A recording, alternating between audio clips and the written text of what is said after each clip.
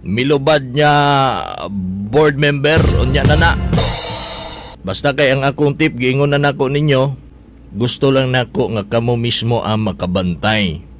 Dugay nagyug kong nakahiring ana nga klase nga pagka board member. Kita nga mga Kagas Care supporters, mga diehard sa mga Kagas, di ta mo sugot nga traidoron lang si Gobernador Kagas. Gamit-gamiton lang ato eleksyon, mingon niya kandidato ko ni Kagas. Di ibutar na to kay kandidato man, subay po sa hangyo ni Governor Kagas nga tagay ko ninyo kaliado ang gobernador. Ang gobernador kaliado nga board member, kunya karon niya mudaog, mitubo ng sungay, milubad na, mudiman na.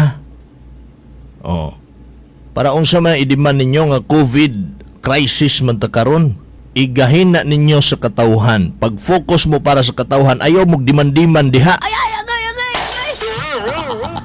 Ang akong tip, paminaw mo sa live ana during session or any committee meeting dinha sa sangguniang panlalawigan.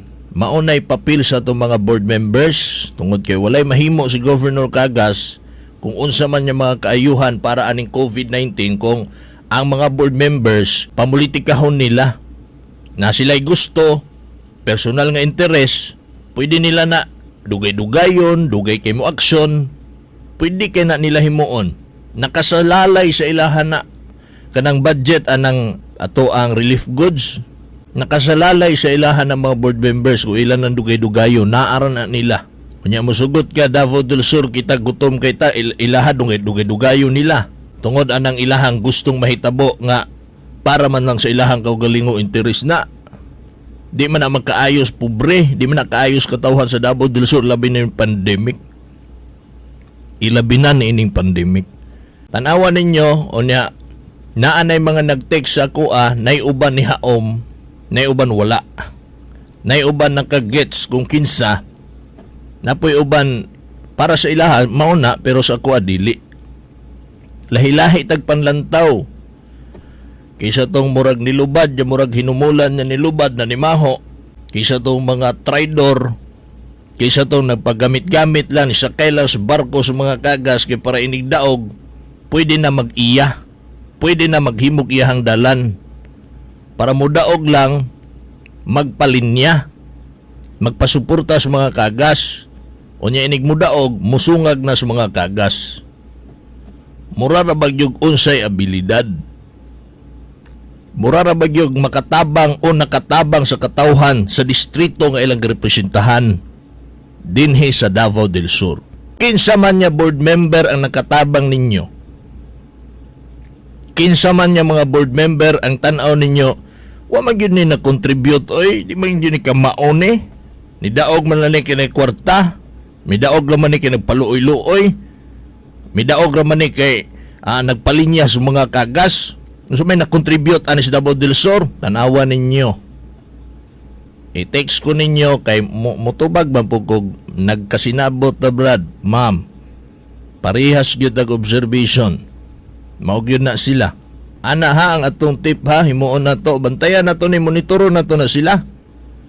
O niya pag matunong gani ang inyong naobserbahan, sa akong naobserbahan, dinha na ta maghimo og lakang nga ikampanya na to nga mauday na silang tawhana, mauday na siyang board membera. Ikampanya na to, pasabto na to atong mga miyembro sa panimalay, atong mga kahigalaan, labi na tong mga nagpakabanang lungsuranon. Mao nya na natong himuon. Ato gan ng sabutan, pwede gan nato nagmitingan na kung saan na to na, kay di po ta musugot niya butangan tag kuan diha oy. Miyembro sang guniang palalawigan nga daot. Madaot ang kamada diha. Ang kwarta nato, kwarta sa probinsya, inay daliira, inay mapunta ang angayang atong mabinipisyo, dili kay dugay-dugayon man ug ipolitika man. Labi na ang interes ilahang pansarili. Di ta mo sugot kung naay mga ingana. Kuhaon na to ng daot diha. Unya, kung magkasinabot yung tagkinsa na, maghimo pud tag ato ang investigasyon.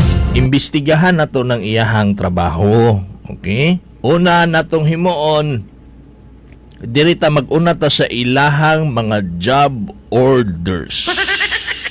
Unahon na to na kung nagtrabaho ba gyud nya related siya opisina, ang kanang ilahang mga JO o mga ghost employee baka na maunay ato ang dali ra man kay na imbestigahan oy, piting dali ara na.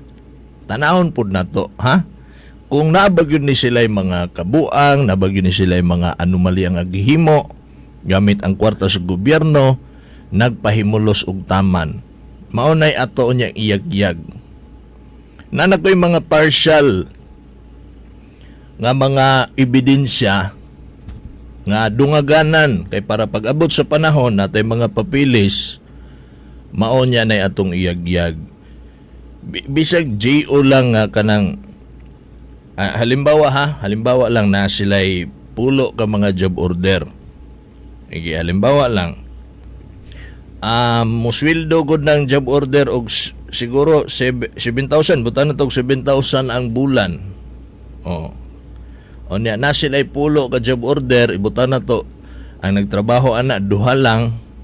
O niya, kanang 8 ana ghost employee. But pasabot, walay tao. O di ba ka, ipangalan lang sa ilahang mga igsuon, pero sila gihapoy mo kubra. Okay?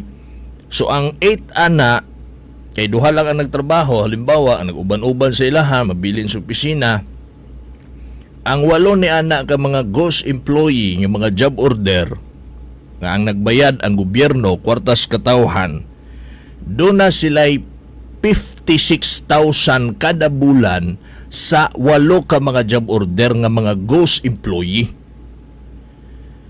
Kana kung ato na mapamatud-an, kay na naman tay mga partial nga reports nga mauna. Wala kunoy asa kuno na assign ng job order na kanang job order ni board member mauna asa kuno na unsa kunoy trabaho ana. So gawa sa ilang sweldo, naa pa sila'y 56,000 kada bulan para lang aning job order nga mga ghost employee. Pangalan lang pero way tao nga galihok.